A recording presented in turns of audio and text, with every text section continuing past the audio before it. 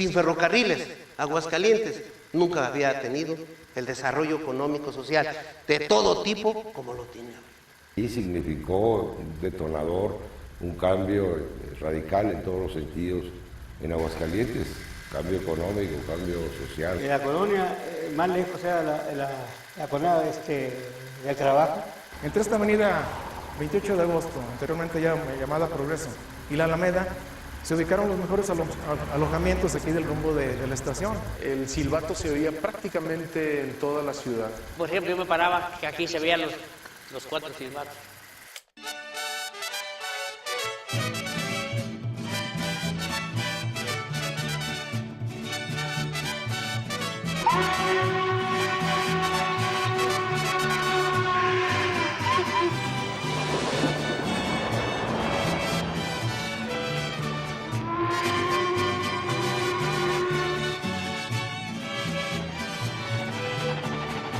Oigan, señores, el tren que lejos se va silbando.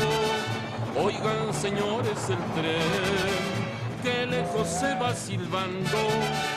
Que lejos me va llevando cuando ya va acá.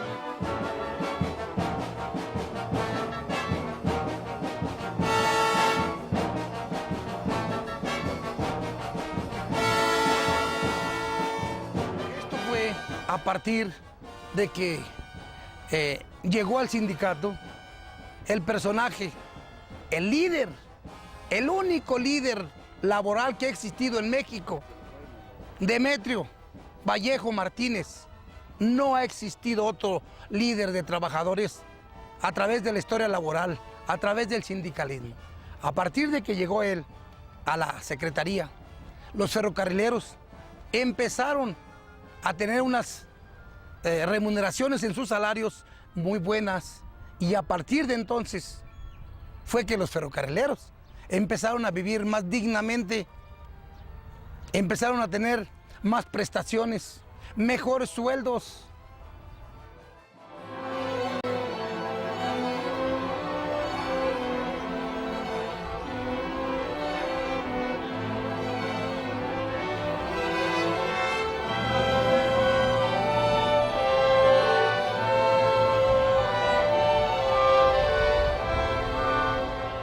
Siglo XIX, principios del siglo XX, Aguascalientes era un poblado, era una villa, era una pequeña ciudad en un país que no sabía llegar todavía a la modernidad y que se debatía en un proceso industrial que no acababa de cuajar. Aguascalientes era fundamentalmente una sociedad que vivía de la actividad primaria, de la agricultura, apenas de algunos pocos talleres textiles, y la llegada del ferrocarril significó ese detonador, forjó una clase media, evidentemente urbana, pujante, que se desarrolló e hizo desarrollar también otras actividades colateralmente a la gran industria ferrocarrilera, la industria metalmecánica, y algunos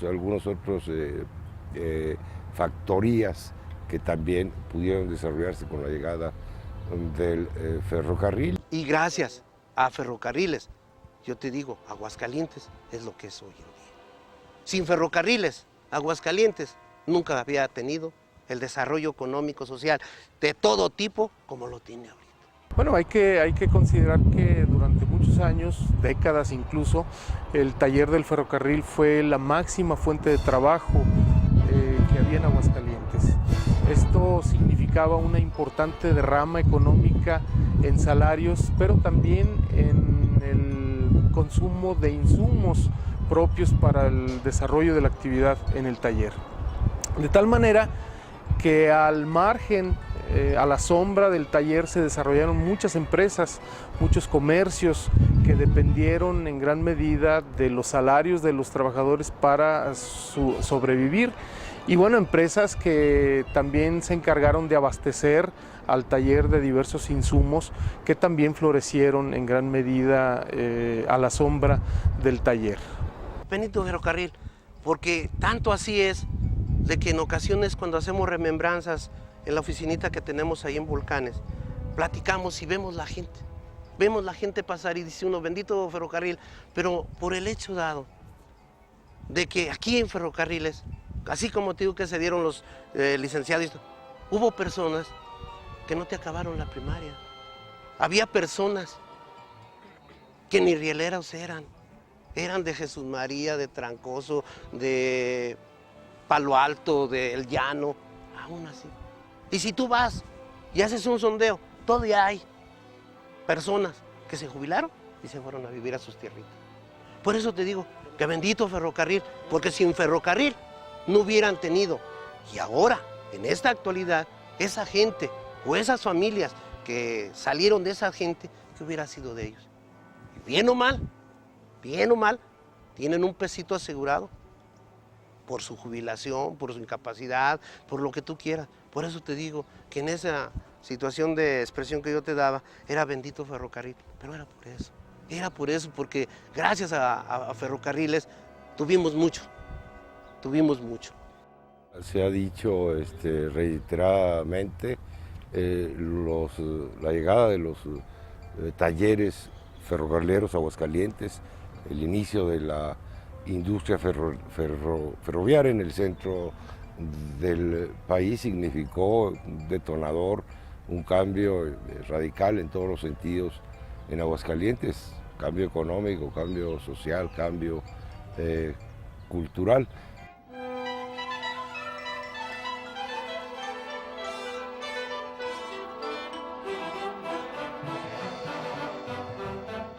Gracias a ello, hay aquí en Aguascalientes muchísimos muy buenos licenciados, muy buenos abogados, muy buenos ingenieros, muy buenos doctores, que gracias a Ferrocarriles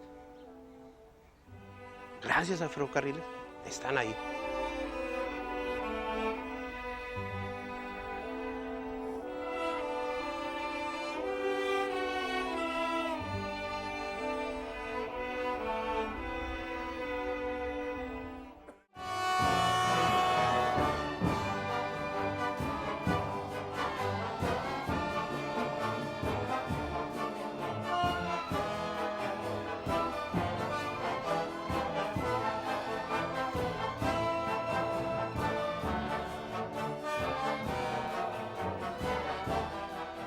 En la colonia más lejos era la colonia del Trabajo y la colonia Ferronales. Esa vivía, vinieron muchos gringos cuando el primer ferrocarril que vino aquí, esas casas las hicieron ellos. Y después las pasaron para las gentes que trabajaban. Claro, fueron los jefes, ¿verdad? Pero fue una época muy bonita. Y la colonia de Trabajo era lo más, sí, la orilla. Y a los ferrocarrileros que les daban esas casas, pues les regalaban la luz, tenían muchas. Cuando las vendieron, se las vendieron muy baratas, fíjese, completamente baratas. Porque, sí, tenían agua y tenían todo del ferrocarril. No los de la colonia de Trabajo, sino de las casas donde estaba la escuela Manuel Fernández, está todavía. Esas partes, fíjese. La gremial fue otra posterior a la del Trabajo, que por su cercanía con las áreas laborales fue creciendo enormemente y precisamente se le puso ese nombre de gremial por el gremio ferrocarrilero, porque muchísimos trabajadores de aquellos tiempos empezaron a construir o a comprar sus casas en la colonia gremial. En aquellos tiempos no existía ningún programa de vivienda, cada uno pues veía sus posibilidades, conseguía el dinero, porque por lo regular aquellas transacciones se hacían de contado.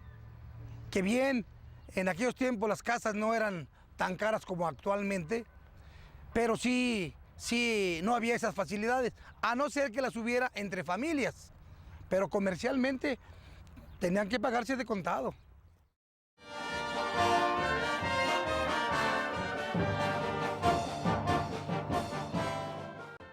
La llegada del ferrocarril marcó un crecimiento para la ciudad, no solamente para esta zona, fue un crecimiento para toda la ciudad de Aguascalientes, una industrialización muy grande que se dio junto con otras fábricas, como La Perla, que estaba por aquí cerquitas, y la Fundición, que estaba al otro lado de la ciudad. Entre todas esas empresas influyeron para darse un crecimiento de la ciudad. Eso hace que la ciudad tenga otro tipo de necesidades como alojamientos. Por ejemplo, los hoteles, las casas de asistencia. Aquí por la cercanía a la estación del ferrocarril, con la llegada de ferrocarrileros también que venían a trabajar temporalmente, con la llegada de viajeros, pues hubo necesidad de alojamiento. Algunos de esos alojamientos se establecieron por esta calle donde estamos ahorita parados, que se llamaba la calle de Progreso. Posteriormente se llamó 28 de agosto. Y por aquí hubo algunos alojamientos de cierta importancia económica. Hubo también unos más modestos, que eran las casas de asistencia, donde los viajeros podían encontrar la comida y el mismo alojamiento.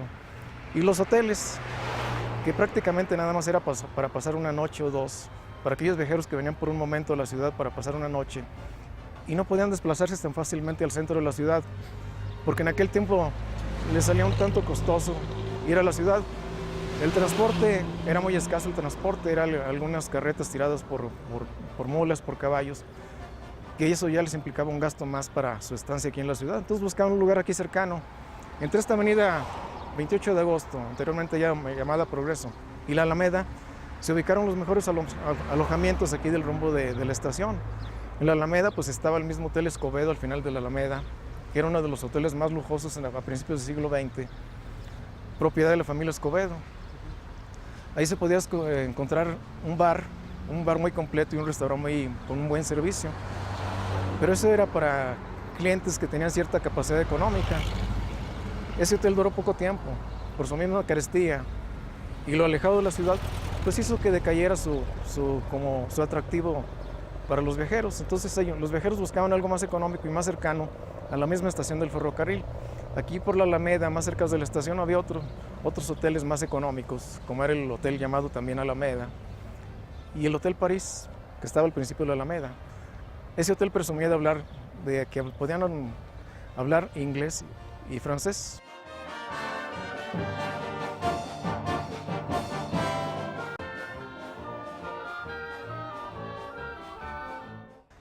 En el centro de la ciudad también se establecieron algunos hoteles de cierta importancia. En el 1914, se construye el Hotel París, que no hay que confundirlo con el París de la Alameda. El Hotel París del centro de la ciudad, que estaba frente a la Plaza de Armas, era un hotel más lujoso para clientes de más capacidad económica. El hotel que estaba aquí por la Alameda era un hotel más modesto, pero de cierta categoría. Tenés así que les comento que hablaban francés y español, ¿no? Porque también había viajeros que no todos sabían hablar español.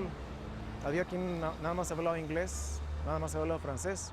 Entonces, ese Hotel París de aquí de la Alameda presumía de hablar inglés. Había otros hoteles más modestos, a todo lo largo de la Alameda y por esta calle de 28 de agosto.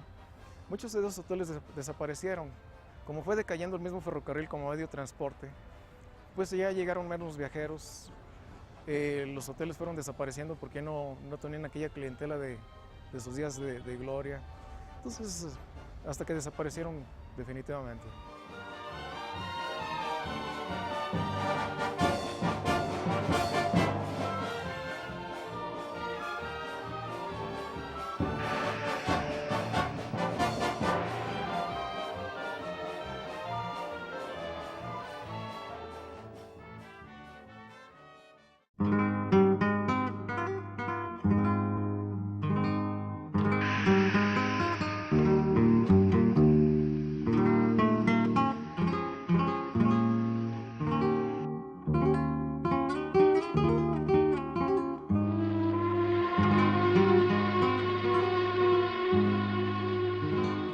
Sí, en relación al silbato, habría que imaginar un Aguascalientes muy distinto al Aguascalientes actual. Era un Aguascalientes mucho más pequeño, en extensión, menos poblado que hoy en día y desde luego menos ruidoso. De tal manera que el silbato se oía prácticamente en toda la ciudad. Incluso hoy en día en las noches es posible escuchar en algunas ocasiones el sonido de las locomotoras de los trenes que van y vienen. Esto nos da una idea de la potencia del silbato en términos de escucharse en toda la ciudad. Bueno, el silbato era un símbolo muy poderoso y sensible.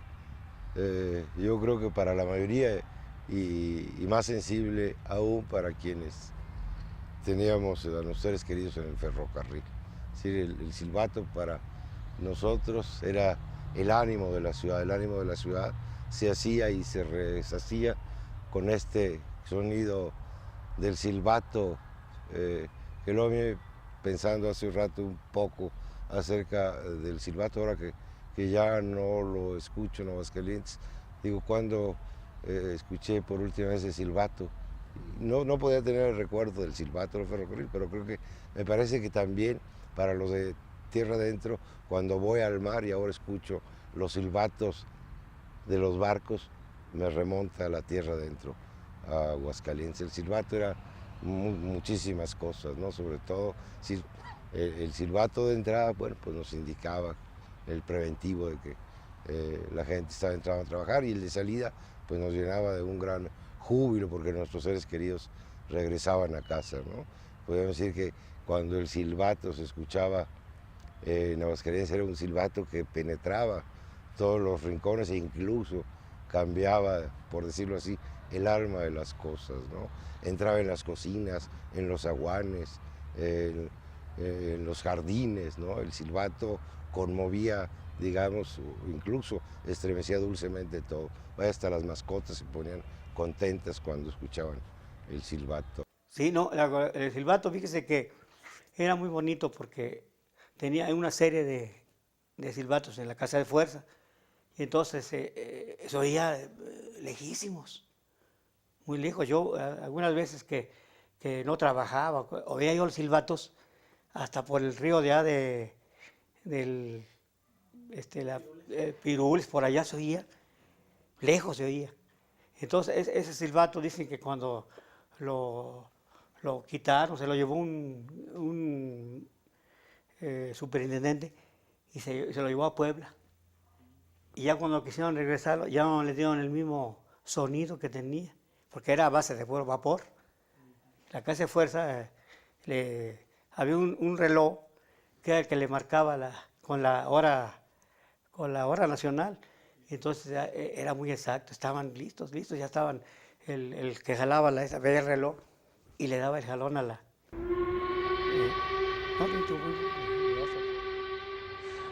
Y bueno, era tan importante la presencia del ferrocarril y tan exacto el uso del silbato que muchas fábricas normaron su vida en relación a este silbato.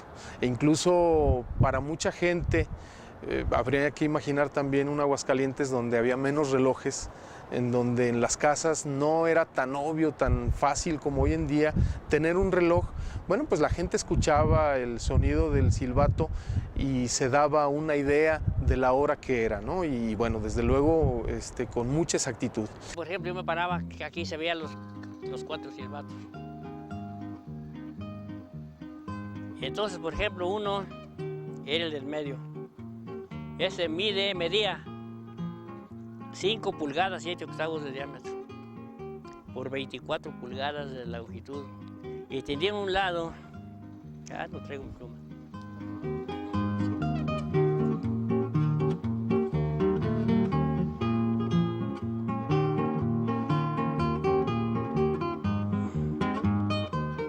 Aquí son 3 del vapor. Aquí sabe el silbato.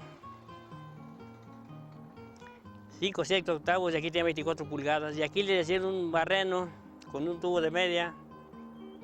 Y aquí tenía otro, le digo yo, vasos del silbato, chiquillo. Le metieron aquí el tubo aquí. Y aquí era de tubo de acero, de 2 pulgadas de diámetro por 12 de largo, de puro acero para que fuera agudo, y tenía 3 voces. Pero ya cuando yo le corté un pedazo para ver si bajándole la altura pitaba, porque ya como le quitaron las caderas de 180 libras, me fijé que los grados que tiene de voz a voz eran diferentes, que por ejemplo aquí tanto trabajador que había, y nunca se fijaban en eso, las hacían todas de 180 grados cada voz, 3 por 180, 360. Él no tiene 160, 180 y 40, pues se oía que se oía bien bonito. Entonces era acá. Y acá tenía el otro así. Bueno, pues sí, algo así. Y acá el otro aquí.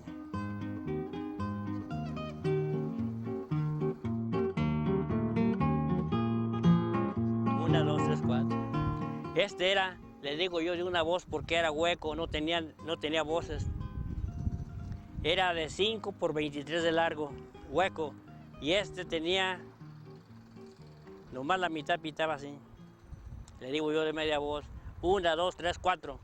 Pues era algo muy hermoso, el motivo, pretexto de la Navidad para estar en una noche de paz y alegría con los seres más queridos, con los parientes que no veías y adicionalmente reunidos a través de la participación que tenía en los talleres, en sumarse a la conmemoración de la Nochebuena y del Año Nuevo. Había gente el 31 de diciembre de cada año que esperaba el sonido del silbato que marcaba el fin de un año y el principio del otro, ¿no? Era un momento emocionante porque, bueno, todo el mundo se paraba, se abrazaba en ese momento en el que estaba comenzando un nuevo año, ¿no?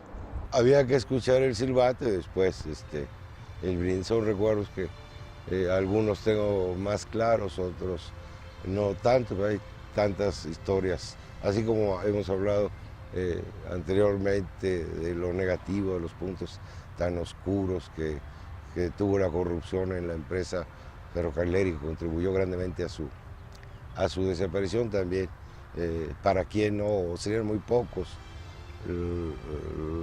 las personas que vivan en Aguascalientes que no tengan un recuerdo hermoso, dulce, sensible, inolvidable de los talleres, del silbato, de todos los símbolos de las costumbres, de la tradición. La vida se organizaba de otra manera y no porque diga yo que todo tiempo pasado fue mejor, pero sí, todo eso es muy rescatable y ya lo decía yo, es algo que lleva uno muy, muy adentro.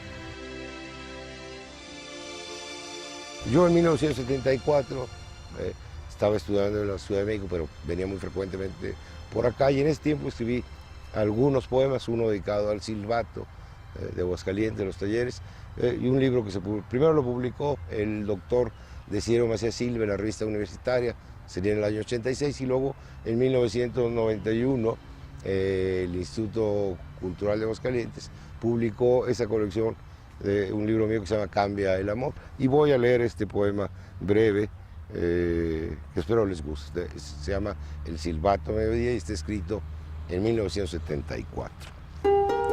Dice: el silbato a mediodía se escucha de nuevo y los viejos talleres quedan solos. Un guante de papá rueda con el viento de marzo entre montañas de acero y madera aceitosa. Sus herramientas, como un extenuado alfabeto gris, duermen sin jubilación la paz de los heroicos a un lado de la caldera. Antes, la confusión de la posguerra. Él sabía que aquello no paraba ahí. El silbato a mediodía cobija el rumor de la calle delgada y larga que lo traía de vuelta a casa. En sus esquinas hoy se despiden los obreros, con el abrazo, llama sencilla y grande, que crece a toda hora, con la canción que avanza entre pañuelos rojos. Fechado en marzo de 74, y muy bien lo del silbato, me hizo regresar al pasado de una manera bella.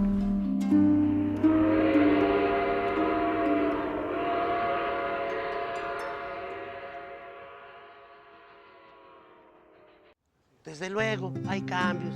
Se viene la decadencia, se vienen las empresas golondrinas, haciendo algaraca Juan fulano, Juan sultano, Juan del PAN, Juan del PRI, Juan del otro.